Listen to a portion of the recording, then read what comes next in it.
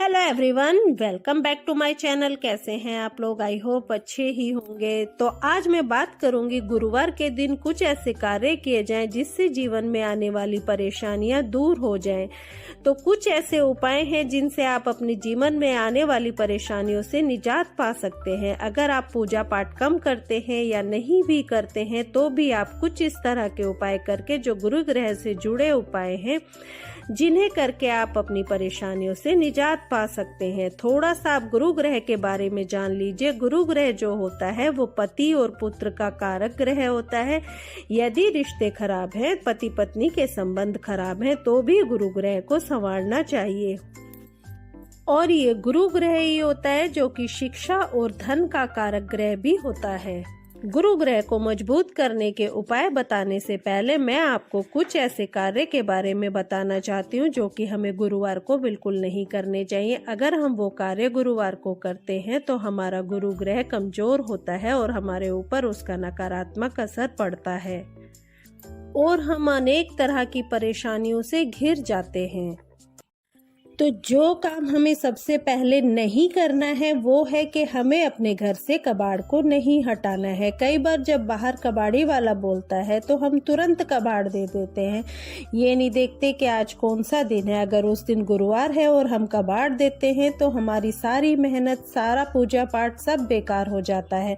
मेरे कहने का साधारण शब्दों में आप इस तरह से अर्थ समझ सकते हैं कि हमें अपने घर को हल्का नहीं करना है, यानी कि घर से कबाड़ को हटाना नहीं है, उसे कबाड़ी को नहीं देना है। अगर हम ऐसा करते हैं तो हम अपना गुरु ग्रह खराब करते हैं। गुरुवार के दिन हमें घर में पोछा भी नहीं लगाना चाहिए। पहले के लोग जो होते थे, बड़े बूढ़े जो होते थे, वो लोग बताते थे, जो गांव में रहते थे, कि गुरुवार के दिन घर को गोबर से लीपना भी नहीं होता था। हालांकि अब तो गांव में भी पक्के घर होते हैं और वहां पे वैसे भी कोई लीपता नहीं है, लेकिन जो गोबर से ना लीपने का जो नियम था उसका पालन हम आज भी करते हैं। अगर हम गुरुवार का व्रत रखते हैं तो हमें बिल्कुल भी घर में पोछा नहीं लगाना चाहिए। बहुत से लोग सोचते हैं कि चलो पोछा नहीं लगाएंगे तो उसे पानी से और झाड़ू से घर को धुल देंगे, लेकिन हमें बिल्कुल वैसा नहीं करना है। उस दिन हमें पानी और झाड़ू से भी घर को धुलना नहीं है। अगर हम चाहें तो सिर्फ झाड़ू लगा सकते हैं घर में। वैसे आजकल पोछा लगा लेते हैं लोग, लेकिन इस बात को हमारे पुराणों में मना किया गया है। अगर आप लोग के घर में नियम है कि पोछा लगाना जरूरी है तो आप इस काम को कर सकते हैं।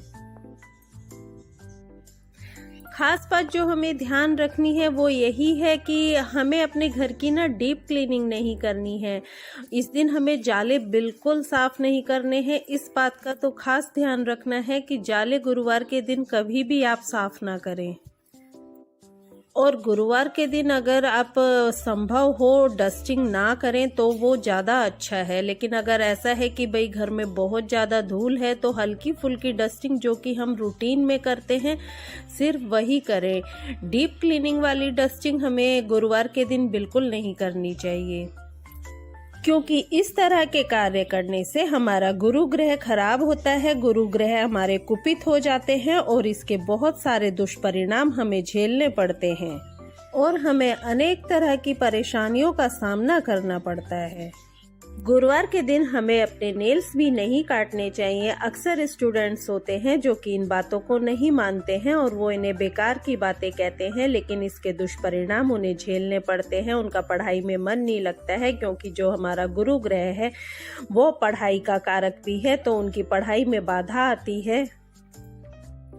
गुरु ग्रह पति का कारक भी होता है, इसलिए किसी भी सुहागन स्त्री को गुरुवार के दिन अपने बाल नहीं धोने चाहिए और न ही कटवाने चाहिए।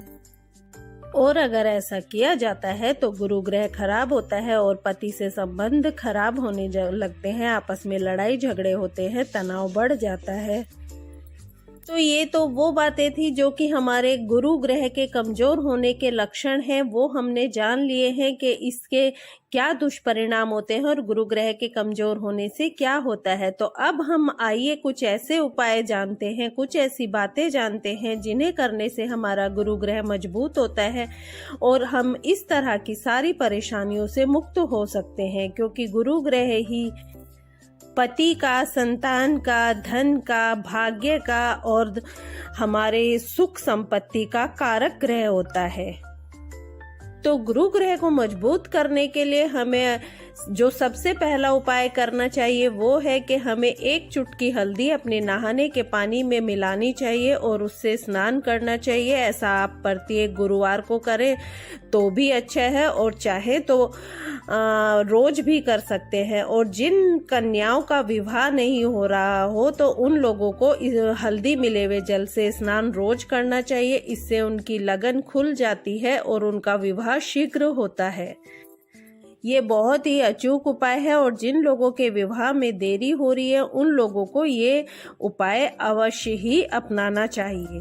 दूसरी चीज मैं आपको बता दूं, आप गुरुवार का व्रत करें या ना करें, लेकिन अगर आपके जीवन में रुपए पैसे की कोई परेशानी है तो आपको एक नियम बना लेना चाहिए कि आपको अपने प्रत्येक गुरुवार को चने की दाल, गुड़ और तुलसी पत्ता मिलाकर भगवान विष्णु को मंदिर में जाकर चढ़ाएं या फिर अपने घर के मंदिर में ही उनकी पूजा करें। और इसके साथ ही विष्णु सहस्त्र नाम का पाठ भी करना चाहिए। इससे जीवन में आ रही परेशानियां दूर होंगी। विष्णु सहस्त्र नाम का पाठ आप चाहें तो रोज कर सकते हैं, लेकिन अगर ऐसा पॉसिबल ना हो तो इसे आप प्रत्येक गुरुवार को अवश्य ही करें।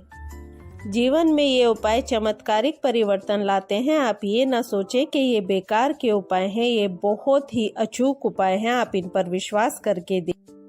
नेक्स्ट जो उपाय हमें करना है वो गंगा जल में हल्दी को मिलाकर उसे पूरे घर में छिड़कना है। वो इसलिए छिड़कना है क्योंकि अगर हमारे घर में लड़ाई झगड़े ज्यादा होते हैं, बीमारियां होती हैं या फिर परिवार के सदस्यों में गुस्सा बहुत ज्यादा हो जाता है, परिवार के सदस्य चिड़चिड़े हो जाते हैं और कभी ऐसा होता है कि हम घर से बाहर जाते हैं तो हमारा मन बहुत प्रसन्न रहता है, घूमते हैं फिरते हैं, लेकिन जब हम अपने घर वापस आते हैं तो हमारे मन में एक तरह की उदासी सी हो जाती है। या फिर हम किसी नए घर में जाते हैं तो वहाँ पे हमारा मन नहीं लगता है और मन उदास भी रहता है और साथ ही हमारे घर में परेशानियां बढ़ जाती हैं। तो इन सब का कारण क्या है? इन सब का जो कारण है वो है हमारे घर में जो निगेटिव एनर्जी होती है वो ज़्यादा हो जाती है और वो इतनी ज़्यादा होती है कि उसका इफ़ेक्ट हमारी लाइफ पर पड़ने लगता है।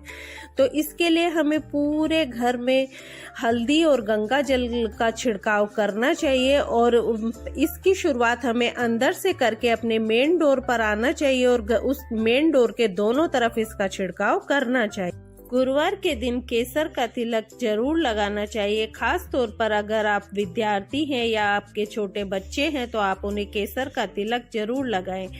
और इससे क्या होता है कि उनकी बुद्धि तेज होती है और लर्निंग पावर उनकी बढ़ती है, एकाग्रता बढ़ती है। और अगर आप केसर ना हो आपके पास तो आप हल्दी का तिलक भी लगा सकते हैं और इसे अपने कंठ पर भी अवश्य लगाएं। गुरुवार के दिन हल्दी में गंगा जल मिला करके और अपने मेन डोर के दोनों तरफ आपको स्वास्तिक जरूर बनाने चाहिए। इससे जो है नकारात्मकता दूर होती है और कोई भी नकारात्मक ऊर्जा हमारे घर में प्रवेश नहीं करती है। चाहे तो हल्दी मिले पीले चावल से भी आप स्वास्तिक बना सकते। गुरुवार के दिन आपको जल में तुलसी पत्र और चने की दाल और गुड़ और हल्दी ये सारी चीजें डाल करके केले के वृक्ष में इस जल को चढ़ाना चाहिए और अपने परिवार की उन्नति के लिए प्रार्थना करनी चाहिए। ये एक बहुत अचूक उपाय है, इससे हमारा गुरु ग्रह मजबूत होता है।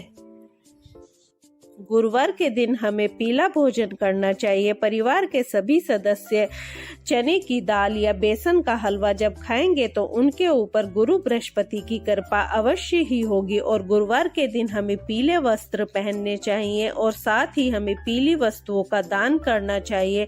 इससे हमारा गुरु ग्रह मजबूत होगा और हमारे घर से धन संपत्ति की जो कमी है, परेशानियां हैं, वो दूर हो जाएंगी और पति पत्नी के रिश्ते भी अच्छे हो जाएंगे, मधुर हो जाएंगे। बच्चों का मन भी पढ़ाई में लगने लगेगा। अगर आप किसी शुभ काम के लिए घर से बाहर जा रहे हैं और आप चाहते हैं कि आपका वो काम अवश्य ही बने, तो आपको गुड़ खाकर घर से बाहर जाना चाहिए। इससे आपका काम जरूर बनेगा। अगर आप प्रॉपर्टी खरीदना चाहते हैं या इलेक्ट्रॉनिक गैजेट खरीदना चाहते हैं या सोना खरीदना चाहते हैं, तो ये सब चीजें आप गुरुवार के दिन ही खरीदें, जो बहुत शुभ होगा। अगर कोई दुकान का उद्घाटन करना है तो वो भी गुरुवार के दिन ही करें। शादी भी अगर गुरुवार के दिन की जाए तो उससे पति पत्नी के रिश्ते अच्छे रहते हैं, उनके संबंध मधुर रहते हैं। गुरुवार के दिन जल में हल्दी मिलाकर सूर्य को जल चढ़ाना चाहिए, जिससे कि गुरु ग्रह हमारा मजबूत होता है। तो दोस्तों, ग्रहों की स्थितियां तो बदलती रहती हैं, लेकिन इन उपाय से हम काफी हद तक हम अपने बुरे वक्त की तीव्रता को कम कर सकते हैं और अपने घर में होने वाली परेशानियां, लड़ाई झगड़े, गुस्सा, चिड़चिड़ाहट और बच्चों का ना पढ़ना, इन सब परेशानियों को कम कर सकते हैं या दूर कर सकते हैं। तो लगातार आप इन उपाय को करते रहें। अभी मैं अपने ब्लॉग का एंड करती हूँ। अगर आपको वीडियो अच्छी लगी हो तो प्लीज़ लाइक करना ना भूलिएगा और इस यूज़फुल वीडियो को शेयर भी कीजिएगा, ताकि और लोग भी अपने घर में आने वाली परेशानियों से निजात पा सकें। और सब्सक्राइब जरूर कीजिएगा ताकि आप मेरी आगे आने वाली वीडियोस को भी देख सकें। तो चलिए, मिलती हूँ फिर मैं आपसे एक नेक्स्ट व्लॉग में, और तब तक के लिए बाय।